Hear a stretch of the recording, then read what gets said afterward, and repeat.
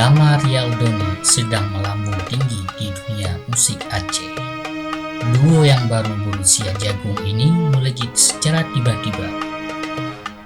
Pasti namun perlahan. Rialdoni mulai menenggelamkan penyanyi-penyanyi Aceh lain yang sudah duluan dikenal. Para penikmat musik Aceh, terutama kalangan muda, sangat menggemari Rialdoni. Suara lagunya diputar di mana-mana. Baru rilis album pertama, Rialdoni langsung meledak.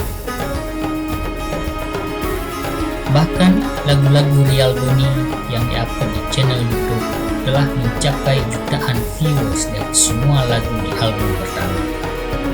Sebuah pencapaian yang sangat luar biasa untuk lagu berbahasa daerah. Tidak hanya di Aceh, lagu-lagu Rialdoni didengar ke pelosok lain di wilayah Nusantara. Dan di negeri Malaysia pun ada yang menyukai Rialdoni. Maka suara Rialdoni terdengar hingga ke Turki. Di sana ia juga punya penggemar.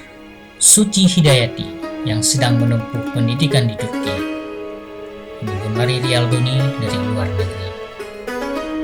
Dari tanah Utsmani tersebut, ia mendengar semua lagu-lagu Rialdoni dari YouTube. Suci berasal dari Labuhan Haji, Aceh Selatan.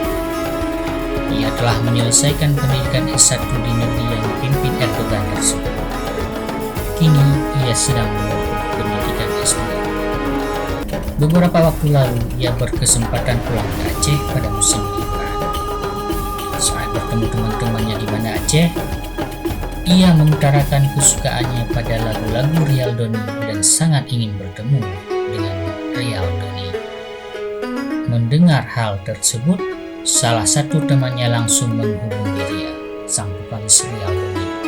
Lalu ia menyampaikan tentang kesukaan Suci terhadap lagu-lagu Rialdoni dan berkeinginan untuk bertemu langsung. Tak sangka, sang vokalis mau memenuhi keinginan sang penggemar dari Turki untuk bertemu langsung. Suci sangat bahagia. Ia sungguh. Suci tidak menyangka penyanyi yang sudah sangat terkenal dan punya jadwal manggung yang sangat padat mau menyempatkan